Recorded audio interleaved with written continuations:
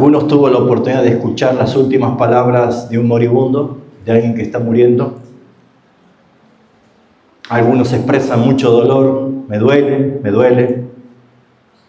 Otros tal vez dicen todo se acabó. Otros tal vez expresan un deseo si pudiera volver el tiempo atrás. Algunos otros pueden decir, por favor, perdónenme. O tal vez algunos dicen, cuídalos por mí, diles que lo amo.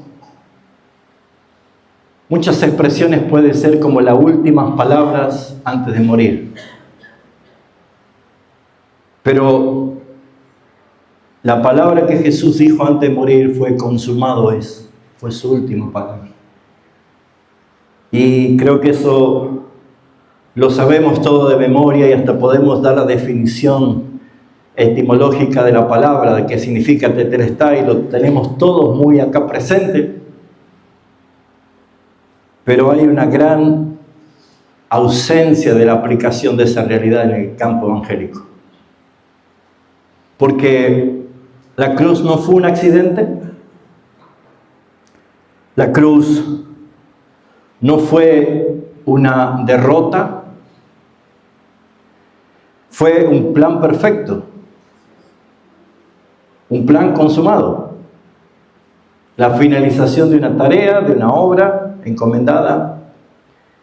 Y ese plan soberano de Dios era justamente redimir a su pueblo pecador. Y eso ya pasó hace 2000 años. Y si pudiera comenzar por la aplicación de este sermón, antes de predicarlo, diría, ¿por qué vives con culpa y derrotado sabiendo que esto ya aconteció hace 2000 años? No vamos a pretender volver a crucificar a Cristo otra vez. No vamos a volver a pretender que Él sea vituperado, otra vez insultado, golpeado y maltratado para que entonces yo recién lo crea. Esto es algo que ya aconteció, que ya pasó. Y desde la cruz se marcó el verdadero antes de Cristo y después de Cristo. El calendario fue cambiado desde el nacimiento de Jesús. Por eso es que toda la humanidad rige dos tiempos, antes de Cristo y después de Cristo. Y creo yo que todos los seres humanos no pueden ir en contra de ese principio. Aunque la comunidad china tiene, celebrando allí por sus años casi 6.000 y tantos, la comunidad judía está por el año 5.700. Pero tanto el chino como el judío, como el ateo, a la hora de firmar un cheque tienen que poner 2025. A la hora de dar la identidad del reporte de nacimiento de una criatura tienen que poner 2025. En un sentido lógico, la era cristiana fue aceptada en el mundo, en la historia de la humanidad, por el acontecimiento de su nacimiento. Y si tuviéramos que decir desde tu vida espiritual, desde tu nacimiento espiritual, ¿cuándo es tu antes y cuándo es tu después? En la cruz. En la cruz. Por eso es que el texto que hoy quiero tocar es Juan 19:30, donde se expresa la última palabra de Jesús, ya que mostrar que Cristo, en todo su propósito eterno, Él al expresar esas palabras, consumado es, en esa palabra, en esa cruz, cambió para siempre la relación entre Dios y el hombre pecador. Y esa es una realidad que nosotros no nos debemos olvidar. No nos debemos distraer para que Satanás no gane ventaja, puesto que algo aconteció en ese momento. Y nuestra cita dice, cuando Jesús hubo tomado el vinagre, dijo, consumado es. Y habiendo inclinado la cabeza, entregó su espíritu. Jesús estaba agonizante, era un moribundo, pero sus palabras no fueron como cualquier ser humano que está muriendo, que puede expresar cualquier tipo de emoción. ¿Qué habrá después de la muerte? O tengo miedo, o me duele, o quisiera volver el tiempo atrás, o diles que los amo, cuídalos por mí. ¿Cuántas palabras un moribundo puede decir? Pero cuando Jesús estaba en la cruz, Él dijo algo que ninguna otra persona lo dijo. Consumado es. Y etimológicamente esa palabra traducida es tetelestai, que significa la deuda ha sido pagada. Todo ha sido consumado. Y eso expresa que Él no habló como un derrotado, sino como un vencedor. No fue un grito de resignación, mis hermanos, de Jesús, sino un clamor de triunfo, el más grande de todos. Porque ese verbo que Él emplea para decir consumado es, esa palabra griega tetelestai, claramente expresa en un perfecto pasivo, donde cada vez que nosotros podemos leer, hace referencia a que la obra completada en el pasado incluye los resultados permanentes para siempre en cada momento de la historia. Cuando alguien quiere usurpar tu casa, tu propiedad, ¿cuál es el documento que exhibimos ante la justicia para decir que es nuestra? La escritura, el título de propiedad. Lo que hizo Jesús en la cruz del Calvario es entregarnos por la fe el título de la propiedad de nuestra herencia adquirida, de lo que hemos recibido por gracia, la cual ese grito desde hace 2000 años no perdió absolutamente ninguna vigencia, sino que se hace cada vez más intenso cuando más se acerca al final. Provoca más esperanza cuando en el mundo hay más desesperanza. Produce más gozo cuando en este mundo predomina el odio y el temor. Por eso, mis hermanos, Cristo declaró que esa redención estaba completa, que el pecado había sido totalmente quitado de delante de los ojos del Padre. ¿Se acuerda cómo lo presentó Juan? He aquí el Cordero de Dios que quita el pecado del mundo.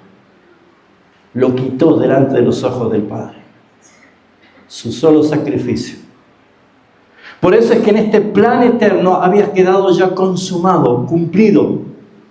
Y cuando Él en su momento de agonía, cumpliendo cada rasgo de las Escrituras, lo que estuvo diciendo justamente era que Él estaba en ese preciso momento dando la plena satisfacción al Padre por haberle encomendado la obra, y todo lo que Él estaba haciendo en esa cruz, lo estaba haciendo en perfecto cumplimiento, en perfecta obediencia al Padre a quien Él amaba. Y lo hizo por ti y por mí. Mis hermanos, la intención de este mensaje no es darle una información bíblica para que usted adquiera un poco más de conocimiento. No es refrescarle algunos conceptos que ya lo sabes y probablemente los tenía olvidado. La intención de este mensaje es que usted verdaderamente se sienta libre con la libertad que Cristo nos ha dado. La verdadera libertad no proviene de un político, ni de un movimiento político, ni de tener las puertas abiertas de una cárcel para salir. La verdadera libertad no es decir, al fin soy libre y puedo hacer lo que se me antoja. La verdadera libertad no existe si no es a través de Jesucristo, porque Él dijo, si el Hijo os libertare, seréis verdaderamente libres. Y en la cruz, lo que Él logró es nuestra verdadera libertad. ¿Y qué quiero con esto que usted escuche y entienda lo que es la verdadera libertad? Es que usted viva libre para servirle a Él hasta que se muera.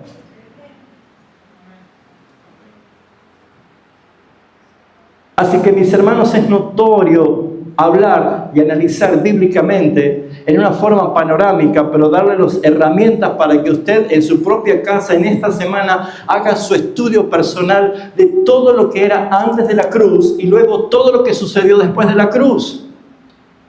Solamente voy a darle los ingredientes para que usted elabore su conclusión en su estudio como hacían los de Berea. Vaya y vuelva otra vez a reconocer que el Evangelio en usted es necesario para cada vivir. Porque cuando no está el Evangelio en el centro, exaltando a Jesucristo, usted se va a distraer con tantas cosas que tiene este mundo, fomentada por Satanás. El cristiano no carece de enseñanza, sobra distracciones. Y lo que necesitamos es vivir en esta realidad. ¿Qué pasó antes de la cruz? Había una humanidad perdida, pero también había una promesa de rescate que estaba por cumplirse. Por eso es que esa humanidad bajo condenación, el apóstol Pablo lo dice claramente en Romanos 3:23. Por cuanto todos pecaron y están destituidos de la gloria de Dios. Lo mismo lo dice en Romanos capítulo 3, versículo 10. No es justo ni siquiera uno. Y cuando habla de que no hay justo, quiere decir culpables. Todos son culpables. Y por ser culpables ante un Dios justo, somos merecedores de la condenación eterna. No merecemos absolutamente nada de lo que tenemos. Por gracia común de Dios despertamos cada mañana, respiramos un oxígeno, nos alimentamos, nos comportamos moralmente de una forma tal vez más correcta de lo que podríamos nosotros llegar a ser. Disfrutamos de la familia, del hogar, de nuestros hijos. Podemos cantar, podemos ver un amanecer, podemos oler la fragancia de una flor, podemos escuchar las aves, podemos disfrutar de una rica comida, de unas buenas vacaciones. Todo eso no lo merecemos. Es la realidad porque no hay justo ni siquiera uno. No tendríamos que estar ni siquiera aquí sentados porque no buscamos a Dios. Es nuestra naturaleza. Ese pecado es lo que hizo la decisión justa, sabia y soberana de Dios de expulsar a Adán y a Eva de su presencia. Como lo dice allí en Génesis 3:24, echó pues Dios al hombre y a su mujer del huerto del Edén y puso querubines con espadas desenvainadas para que no intenten tomar el árbol de la vida. La desgracia es el pecado. La maldición ha sido lo que ha fluido por nuestra sangre desde que hemos nacido. La condena estaba sobre nuestra cabeza porque Jesús dijo claramente en Juan capítulo 3 que Él no vino a condenar, sino a salvar. ¿Por qué? Porque ya estábamos todos condenados. Nuestra condición estaba perdida. Y lo más importante es que el carácter justo de Dios, en su justicia, Él exige el pago. Y ese pago se llama castigo. Y la palabra dice que la paga del pecado es la muerte. Usted y yo vamos a morir, un día vamos a morir, pero si no hubiese sido por el Señor, como dice aquel viejo himno, mi alma se hubiera perdido si no hubiera sido por el Señor. Por eso, mis amados hermanos, la santidad de Dios no podía ignorar la culpa, la justicia de Dios no podía ignorar el castigo, su demanda debía ser pagada. Él exigía la justicia satisfecha y Él, por su carácter justo, santo, debía condenar y hacer pagar al culpable. ¿Usted puede ser honesto consigo mismo? Responda, ¿quién era culpable de ese pecado? Por eso es que cuando Jesús dijo consumado es, nos debe traer a memoria quiénes somos. ¿Quiénes somos? ¿Quiénes éramos? ¿Y qué merecíamos? como había una humanidad bajo condenación, Él vino a salvar a todo aquel que en Él cree. Él vino a salvar a todo aquel que en Él cree, para que no se pierda, sino todo lo contrario, que reciba vida eterna en Él. Por eso es que, estando en esa condición antes de la cruz de Jesús, Dios estableció por medio de la ley, llamando a Moisés al monte Sinaí y expresándole lo que Él quería que su pueblo conociese, cómo es que ellos debían relacionarse con un Dios único, soberano y creador, que era justo.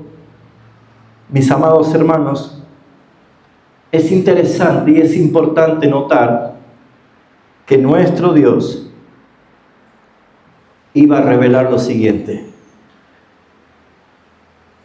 su obra no iba a quedar en una condenación, sino que Él iba a traer justamente la necesidad de una nueva relación, y eso fue la ley del sacrificio. Lo que hizo el Señor es mostrar que a través de Moisés le decía: ahora va a haber ceremonias y rituales que van a señalar, que van a apuntar una realidad que nosotros muchas veces no la entendemos.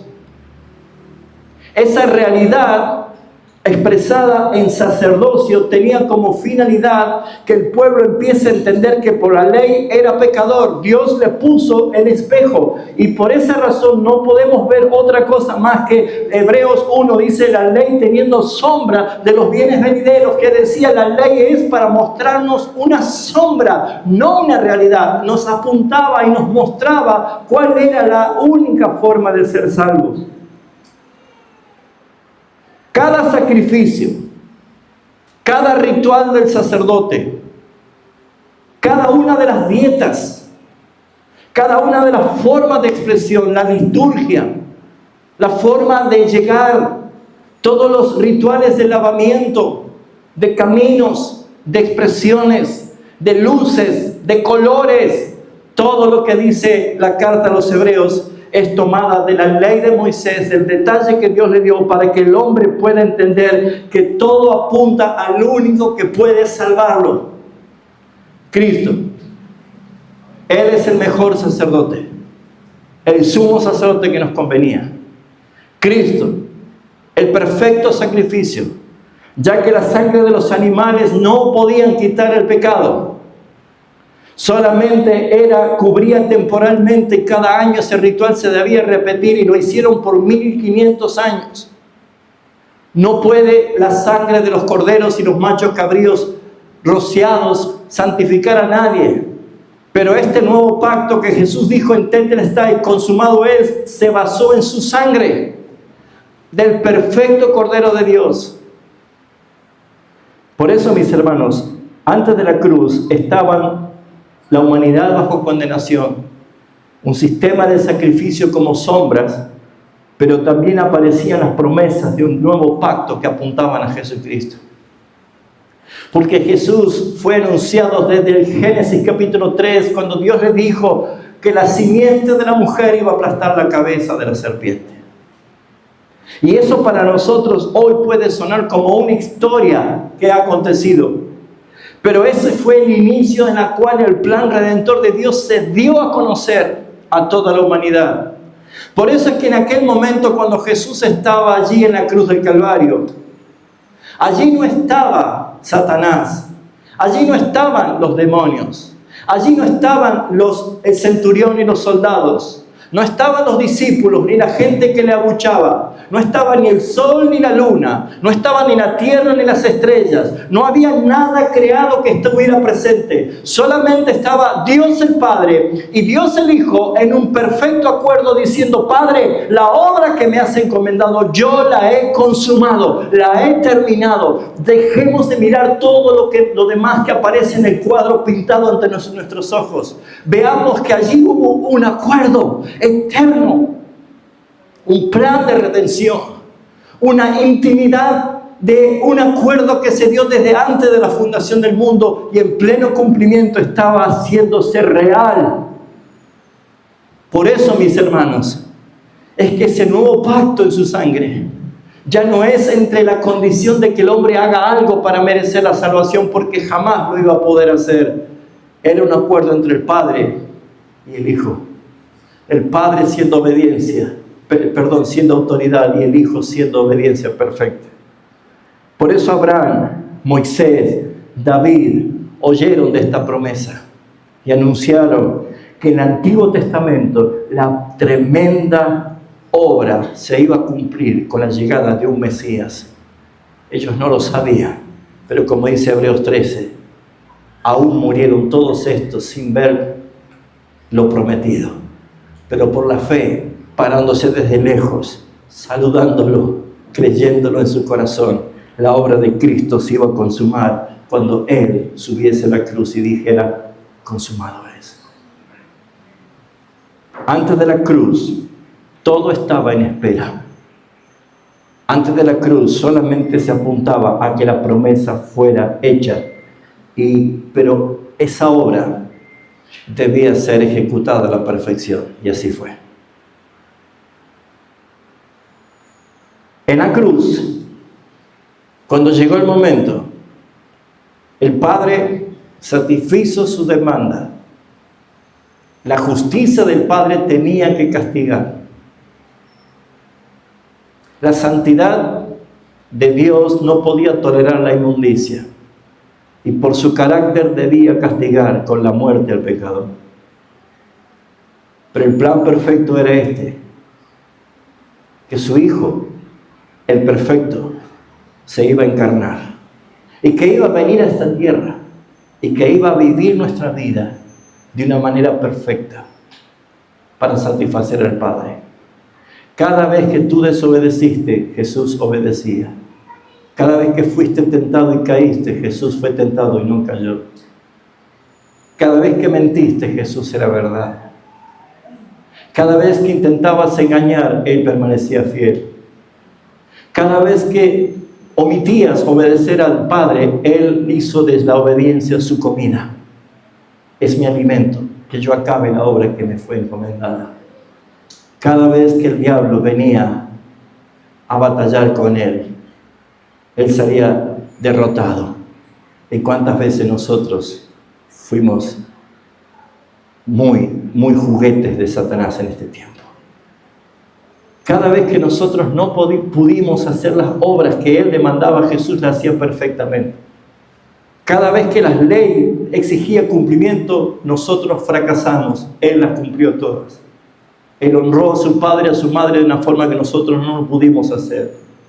Él se mantuvo resistente ante todo tipo de injuria, sin pagar mal por mal, cosa que nosotros no lo pudimos hacer. Jesús vivió la vida que nosotros no pudimos vivir. Pero llegó el momento en que Él, representado aquel cordero Azazel, la cual el sumo sacerdote ponía sus manos sobre su cabeza y confesaba todos los pecados, las iniquidades y las rebeliones del pueblo, y las imputaba sobre aquel cordero para que fuera llevado al desierto. Así fue echada nuestra culpa sobre Cristo. Todos tus pecados, todas tus iniquidades y las mías, todas nuestras rebeliones, aún las intenciones de nuestro corazón, un corazón depravado, caído y engañoso, más que todas las cosas, fueron imputadas a Él.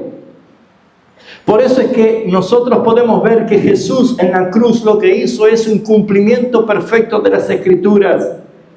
Él incluso en el versículo 28 del mismo capítulo 19 llegó a decir esto: tengo sed.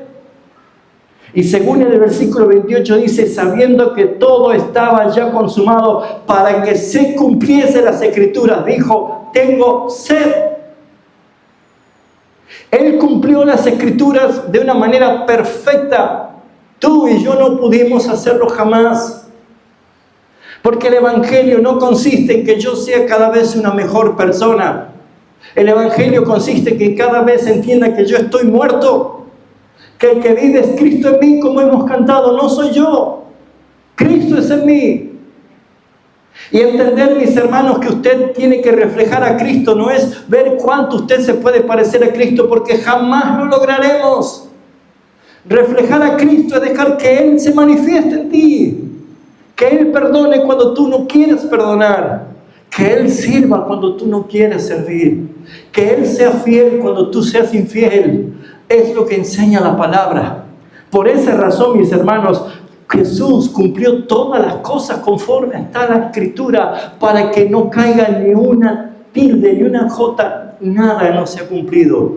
Perfecta obediencia, consumado es. Cada detalle, la traición, la corona, las bofetadas, el vinagre, la cruz, ese madero, todo fue predeterminado por el Padre antes de la fundación del mundo. Así dijo Pedro en su primer discurso en Hechos de los Apóstoles 2:23. En medio de ese discurso, Pedro está diciendo: a este, entregado por el determinado consejo y providencia de Dios, prendisteis, matasteis en manos de inicuos, crucificándole. Ustedes no lo hicieron. Todo fue predeterminado. Así iba a suceder, porque Dios así lo había establecido. Por eso, mis hermanos, es que Jesús no murió apedreado, no murió decapitado, no murió aserrado como la tantas cantidades de muertes de mártires que han habido en la historia. Jesús murió en el cumplimiento de la palabra de Dios. Así que, como verá, si un cristiano no es bíblico, nunca va a entender el plan de redención. Si una iglesia no es bíblica, nunca va a glorificar el plan eterno de redención. Y si usted de la Biblia hace solamente el libro que busca cada domingo a la mañana para traerlo a la iglesia, usted no va a gozar del plan de la redención. Porque Jesús vivió para cumplir las Escrituras. Debemos nosotros entender que de ella se revela nuestra redención. Nada fue casual. Todo fue obedecido claramente en el determinado consejo de un Dios sabio que hace todas las cosas para su gloria. Por eso, mis hermanos, esta frase consumado es, estas últimas palabras de Jesús muriendo en la cruz del Calvario, lo que hizo justamente es garantizar y sellar la redención. Y usted va a entender al final por qué le estoy diciendo todo esto. Porque, mis hermanos, todo lo que la Escritura habla justamente es hacer hincapié sobre la cruz. En los primeros 3 siglos, todos los apóstoles solamente predicaban de la cruz de Cristo. Cuando después empezaron a ver los concilios en la historia de la humanidad, han empezado a surgir distintos tipos de disputas teológicas que llevaban a una tensión en la cual se necesitaban hacer sínodos y concilios para ver qué era herejía y qué era verdad. Pero a través de todo el desarrollo de la historia cristiana, muchas cosas han empezado a surgir, la cual pareciera ser que el mensaje de la cruz ha quedado omitido. ¿Para qué vamos a hablar desde la llegada del neopentecostalismo en el mundo? Directamente se transformó la madera de la cruz en un trampolín para lanzar sus propias ideas, para lanzar solamente puras emociones, donde se carece totalmente de eficacia de salvación. Un mensaje sin cruz es un mensaje que garantiza infierno. Por eso, mis hermanos, Dios está llamándonos a despertarnos y a propagar el verdadero evangelio, sabiendo que apenas hables de la cruz vas a ser odiado, vas a ser difamado, te van a expulsar, te van a cortar las amistades. Pero bendito sea el nombre del Señor, que ese fue el resultado justamente del cumplimiento. Porque Jesús hizo lo que hizo, porque al que no conoció pecado, por nosotros lo hizo pecado, para que nosotros seamos hechos bendición. Así que, mis hermanos, recordemos esa cruz. Jesús dijo, consumado es. Y Pablo en Efesios 1:7 dice, en Él tenemos redención por su sangre. La sangre de Jesucristo. Toda deuda canceló. Y la realidad es esta, usted ya sabe, porque la escuchó muchas veces, todos nuestros pecados ya fueron perdonados, pasados, presentes y futuros. Ya no hay ninguna condenación para el que está en Cristo Jesús. Si usted está en Cristo, usted está en paz para con Dios. Nadie te puede separar de ese amor. Absolutamente nada. No vas a perder la salvación porque tampoco la ganaste. Te la obsequió el Señor por gracia. Y entendiendo esta libertad, entendiendo esta realidad, entendiendo la posición que tienes en Cristo, Tetelestai no es simplemente un recordatorio de algo que aconteció en la cruz, sino que nos lleva a nosotros a vivir sin deuda actualmente ante los ojos del Padre. Ahora sí somos deudores por amor de la cruz a todos los pecadores que aún no han escuchado el mensaje.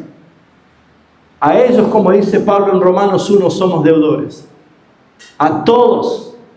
Por eso dice, no me avergüenzo del Evangelio, porque es poder de Dios. En la cruz Cristo dejó algo que nos inspira a nosotros a obedecer. Que Él no dejó nada inconcluso. Él vino a una misión y en el último suspiro de su aliento, porque estaba suspendido en la cruz, bronco aspirándose, sin oxígeno en sus pulmones, le alcanzó para decir, consumado es. Padre, todo ha sido consumado. Eso nos lleva a nosotros a entender, mis hermanos, que si Cristo no dejó algo por completar, debemos vivir nosotros en la plenitud de esa obra perfecta. Yo tengo tantas cosas inconclusas en mi vida como usted la tiene. Pero si nosotros vivimos a Cristo y expresamos a Cristo, estaremos viviendo, como Pablo lo dice, ya perfectos ante los ojos del Padre. Porque mi perfección no es en mí, sino en Cristo.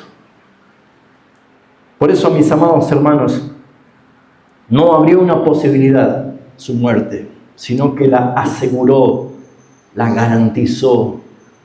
Siéntase en paz. ¿Sabe cuántas veces te va a atormentar Satanás en tu mente y en tus pensamientos preguntándote si eres salvo o no eres salvo? Porque te has atormentado y has intentado acallar esas voces de acusación y de dudas a través de qué tengo que hacer. Y vas a ser un fariseo más diciéndole, maestro, dime qué haré para heredar el reino de los cielos. La fe es simplemente depositar la confianza en la obra perfecta de Jesucristo, no en la tuya. La fe es descansar en la obra ya consumada de Cristo Jesús. Él lo dijo hace 2000 años y toda tu vida de creyente, llevas 5, 15, 10, 30 años, todavía no puedes vivir a Cristo porque sigues con la culpabilidad delante de tus ojos. Así no vas a poder servirle nunca. Sepulta para siempre a esa vieja naturaleza que estaba viciada de pecados, de adulterios, de mentiras, de fraude. Dios no usa tu pasado, jamás va a usar tus pecados. Él dijo, ¿quién acusará a los escogidos si Dios mismo es el que los justifica? ¿Quién podrá condenar si Cristo es el que murió por ti? Más aún, que también resucitó y que también se ha sentado a la diestra del trono de la gracia, que intercede por ti todos los días. ¿Puedes entender esta realidad? Él garantizó. Por eso es que después de la cruz hay una nueva realidad. Hay una nueva realidad. Se presentó un reino de los cielos que solamente se entra allí por el arrepentimiento. Jesús comenzó su ministerio en Marcos capítulo 1, versículos 14 y 15. Él lo dice claramente. El tiempo se ha cumplido. La hora ha llegado. Arrepentíos y creer en el Evangelio. Y esta realidad la estaba diciendo antes de subir a la cruz. Por lo tanto, cuando Él dijo tetelestai, cuando Él dijo consumado es, cuando su sangre ya fue derramada hasta la última gota, por eso vertió agua después. La realidad de hoy es entender que ya la barrera de división, de separación, ya está rota. Bendito sea el Señor. Ya no hay separación entre el Padre y el hombre pecador. Porque el hombre pecador ahora es justificado por los méritos de Jesucristo en la cruz del Calvario. Ahora hay un camino nuevo, libre acceso por su sangre hasta el mismísimo trono de la gracia. Por eso es que en Mateo 27:15 dice que el velo del templo se rasgó en dos y señala desde arriba hacia abajo, para que haya claramente la intención de entender que el hombre no lo rompió. Si tomamos un velo, podríamos usar fuerza sideral entre dos grupos de personas, porque dos personas no lo harían, de tirar de un lado para el otro y rasgar de abajo hacia arriba. Pero según la descripción de ese velo, de ese telón, de esa cortina tan pesada, no era posible si no se rasgaba en dos por la obra de Dios. Desde arriba hacia abajo, el velo del templo se rasgó. Donde no podía entrar solamente que el sumo sacerdote. Ahora dice el sumo sacerdote de los bienes venideros, aquel que te convenía, Jesucristo es el que abrió la separación. Ya no hay separación. Lo que era atrio, lugar santo y lugar santísimo, en Cristo está todo cumplido. Desde el lugar del sacrificio, pasando por el lavacro, entrando por el lugar santo donde está la mesa de las panes de la proposición, el candelero y el altar del incienso. Todo lo cumplió el Señor en su vida y Él rompió el velo para que tengamos acceso directo al Padre. Mis hermanos, usted y yo podemos ser oídos, recibidos y amados por el Padre por los méritos de Jesucristo. Ahora Cristo, todos los creyentes en Él, tenemos acceso directamente al trono de la gracia, como dice Hebreos 4:16. Directamente al trono de la gracia. Pues la muerte fue vencida por la resurrección de Jesucristo. ¿En qué basamos nuestra fe? Pablo lo escribe muy bien en 1 Corintios 15. Si Cristo no resucitó, vana sería nuestra fe. Pero Él resucitó conforme a las Escrituras, al tercer día. Y por eso Pablo concluye en el capítulo 15 de 1 Corintios diciendo: muerte, ¿dónde está tu hijo? Sepulcro, ¿dónde está tu victoria? Sorbida ha sido la muerte en victoria. Por eso es que el morir en Cristo es muy diferente que morir en delitos y pecados. El que muere en Cristo, la muerte no es terrorífica, no es lo peor que le puede pasar. Pablo expresó que la muerte en Cristo es ganancia, que la muerte de Cristo es cerrar los ojos aquí y mirar al Redentor cuando hacemos un solo parpadear, estar ante su presencia, pues la resurrección confirma que la cruz fue suficiente, mis amados hermanos. La victoria de Cristo garantiza la nuestra, nos ha dado total garantía de victoria. Y para nuestros amados hermanos que ya partieron, gozando ya de su vida en Cristo Jesús en la gloria, pronto le veremos cara a cara cuando esa trompeta suene y la reunión de todos los santos estemos ante su presencia. Por eso, mis hermanos, todas esas cosas acontecieron después de la cruz. ¿Qué otra cosa pasó? Y que es interesante mencionarla, para evitar ciertas confusiones y especulaciones escatológicas. Pues, mis hermanos, no hace falta que Jesús venga la segunda venida para que recién inaugure el reino milenial. Esa especulación es una interpretación incorrecta, de la revelación del gobierno del reino de Jesucristo. Jesús, cuando ascendió triunfante, Él se sentó en su trono de gloria. El reino fue inaugurado en su victoria. Mis amados hermanos, Jesús anunció que el reino se había acercado porque Él era el rey. Él estaba en este mundo. Y Él decía, mi reino no es de este mundo. Pero cuando Él ascendió triunfante, el Padre lo exaltó hasta lo sumo y le dio un nombre que es por sobre todo nombre. Jesucristo ya está reinando, mis hermanos. El reino milenial no es una literalidad de 1000 años, sino que es el tiempo prolongado que es desde la primera venida de Cristo hasta la segunda venida de Cristo, la cual Él ya reina. Y Él reina por los siglos de los siglos. Y la iglesia está en una misión del reino de conquista. Nosotros somos milicia del rey. Estamos con la verdad del evangelio batallando para saquear las almas de Satanás y poder así cumplir con la misión que nos ha encomendado. El reino de Jesucristo fue inaugurado. Colosenses 1:13 dice, nos libró del poder de las tinieblas y nos ha trasladado al reino de su amado Hijo. Hermanos, no estamos flotando en una burbuja, estamos ya en su reino.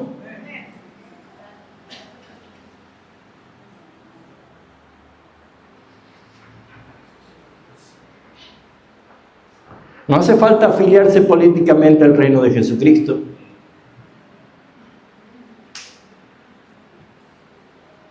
¿Entendió? No hace falta. No hace falta militar. La milicia en nosotros es obediencia a la voz del Espíritu Santo. Si Él te habla, no endurezca tu corazón. No batalles por ideologías humanas, mundanas y satánicas. No pierdas el tiempo en esto. Porque fuiste rescatado de vuestra vana manera de vivir. Y dice la Escritura que fuiste sepultado y el que vive es Cristo en ti. Colosenses 4:4 te lo recuerda todo el tiempo. Estás muerto, estoy muerto, estamos muertos y nuestra vida está escondida con Cristo en Dios. Nuestra misión en la tierra no es exaltar a nadie más que a Jesucristo, es obedecer solamente al reino al cual pertenecemos. Vivir como embajadores y mostrarnos en verdad representantes de un rey. Ahora vivimos en el ya, pero el todavía no. ¿Por qué? Porque el reino ya está establecido, pero estamos en reino de conquista. Hasta que todos los enemigos fueran puestos por estrado de sus pies. 1 Corintios 15 lo dice. Entonces, el reino será consumado. Viviremos en esa realidad espiritual la cual Él mismo lo reveló en su palabra. Cielos nuevos y tierra nueva, mis amados hermanos. Por eso es que la misión y la tarea de la iglesia no es estar en una forma pasiva, sino militante. O sea, ir y llevar la voz del reino de Jesucristo a todos los perdidos. Hay un evangelio que debe ser escuchado. Hay unos pecados que deben ser confrontados por la verdad. Y hay un arrepentimiento que debe hacer saltar de gozo en los cielos a los ángeles cuando un pecador se arrepiente. ¿Por qué, mis hermanos? Porque ya eres redimido. Porque ya fuiste perdonado.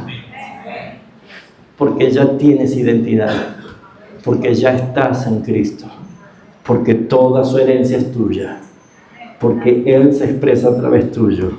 Hermanos, cuando Él dijo consumado es, Él lo dijo hace 2000 años. Para que vivas conforme a esa verdad. Satanás ya está atado, ¿saben ustedes?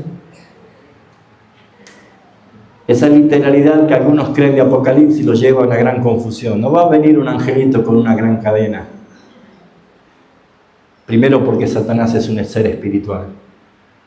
Así que no encaja lo literal con lo espiritual. Es Cristo, aquel mensajero, aquel enviado.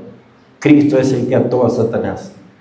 Y esa palabra atar es permitir o no permitir. Y claramente el mismo Apocalipsis dice, la cual no se le permitió engañar más a las naciones. Eso es estar atado. ¿Y por qué Satanás no puede engañar más? Si usted dice, sigue habiendo engaño. Sí, mis hermanos, el engaño es la ausencia de la verdad. Y la verdad no es un conjunto de ideas, es una persona. Jesús dijo, yo soy la verdad, y Él ya vino. Y la verdad está en ti, que es Cristo. Y la verdad está siendo proclamada, que es Cristo. Y mientras la iglesia siga estando pasiva y no diciendo las cosas, entonces el engaño va a ser visto por todos lados. Pero no es por culpa de Satanás en ese sentido, sino que la iglesia no está cumpliendo la misión que le encomendó. Usted es baluarte de la verdad porque pertenece a la iglesia de Jesucristo. Hablar de la verdad es justamente predicar el arrepentimiento, predicar el mensaje de la cruz, decirle al pecador que tus pecados han sido perdonados si depositas tu fe y tu confianza en la obra sustitutiva de Cristo por ti en la cruz. Por eso, mis hermanos, debe entender la iglesia su posición que actualmente ocupa.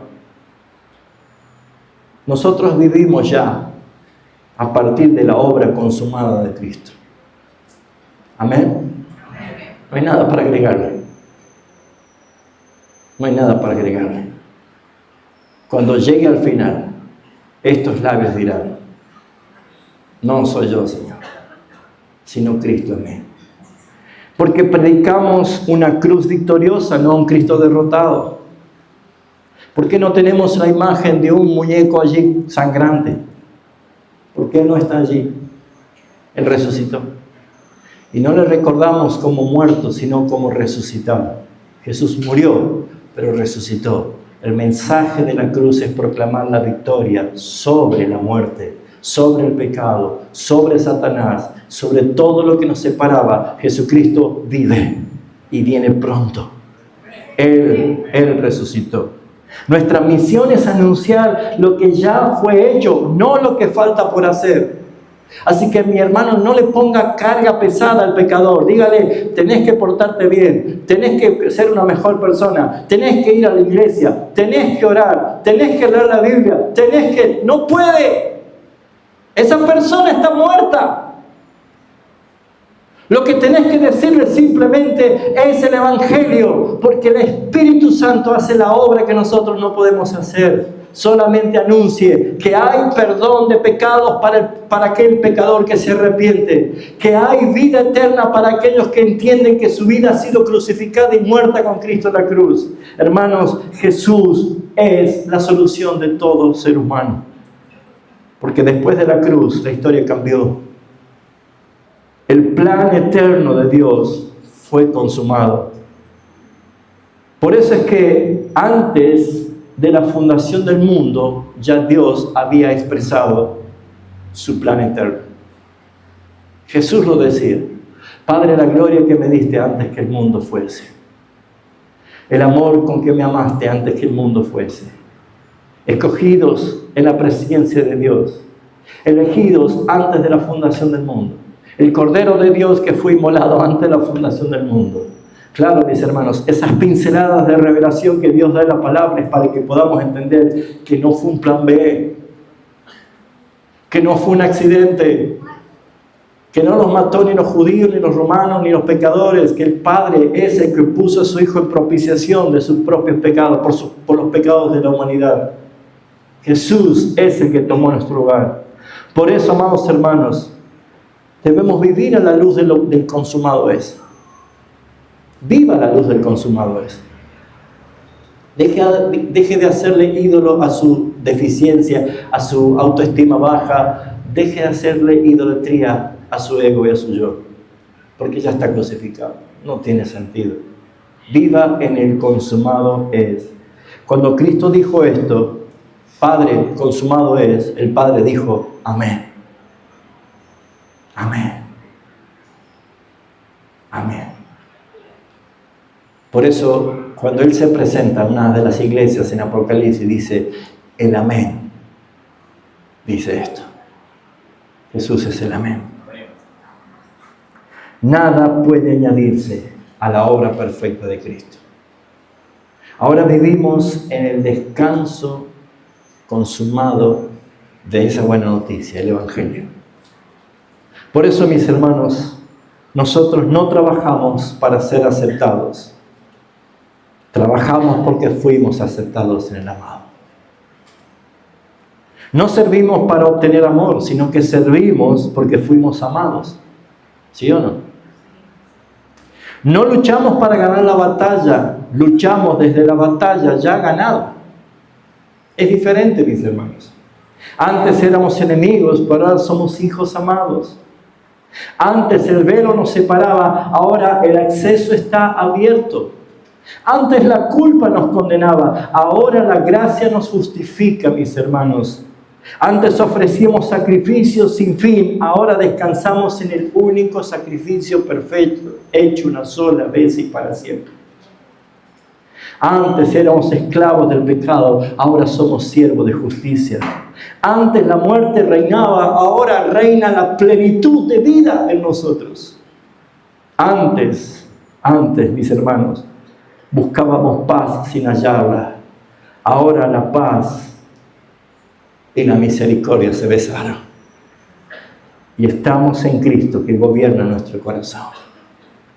Antes éramos deudores, ahora somos herederos.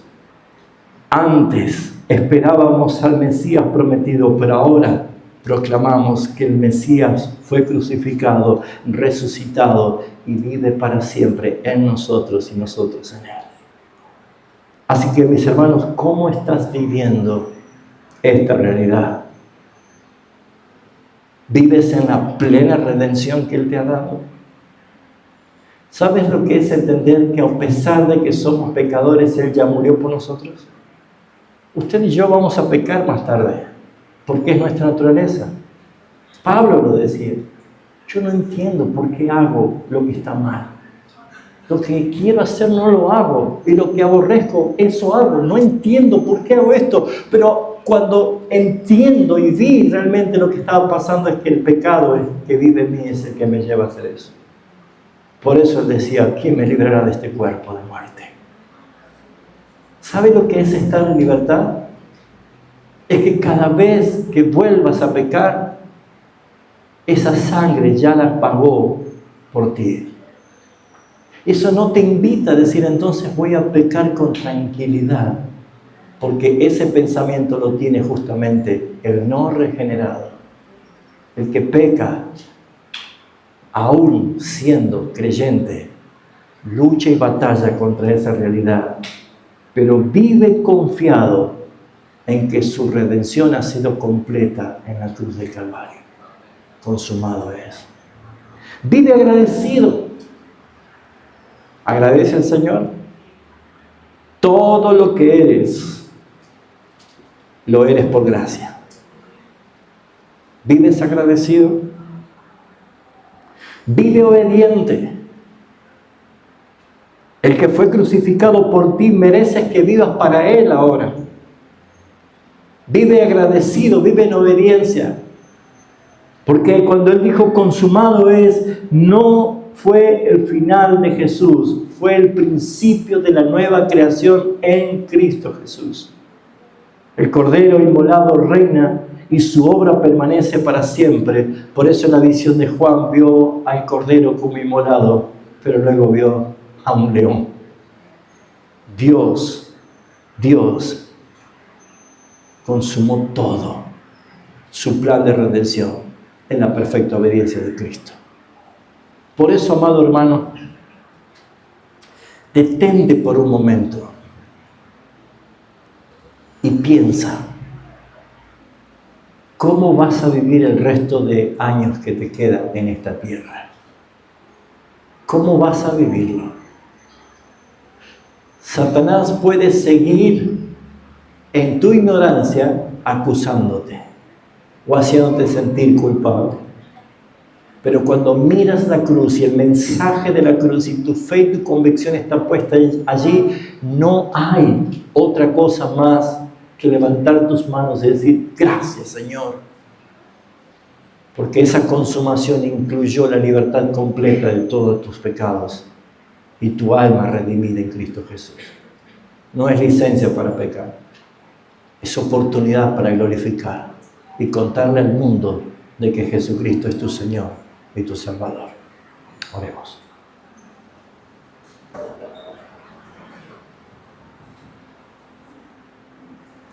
Te damos gracias, Padre Celestial, porque Jesucristo nuestro Señor en la cruz dijo lo que nosotros jamás podríamos haber dicho. Porque no teníamos crédito para pagar nuestros propios pecados. Si Él pagó por nosotros es porque su crédito fue suficiente. Él puso su vida y derramó su sangre para limpiarnos de toda maldad, para reconciliarnos eternamente y para disfrutar de esta herencia en Cristo Jesús para siempre. Si alguno en esta mañana todavía no tuvo ese encuentro con Jesús y su redención, no deje pasar este día sin antes llegar a sus pies y decirle: Señor, me arrepiento de todo corazón. Y confieso que soy un malvado pecador y que te necesito a ti, Señor. Gracias por tomar mi lugar en la cruz. Y gracias por pagar mi deuda, la deuda que yo no podía pagar. Gracias por haberme dado una nueva vida. Gracias por haberme hecho libre para siempre. Hazme vivir digno de esa muerte, Señor. Y hazme vivir obediente y fiel a esa resurrección. Y permíteme, Señor, ser un instrumento en tus manos. Gracias, Padre, por tu palabra. Gracias por este tiempo juntos en Cristo Jesús. Amén, Señor. Amén. Amén.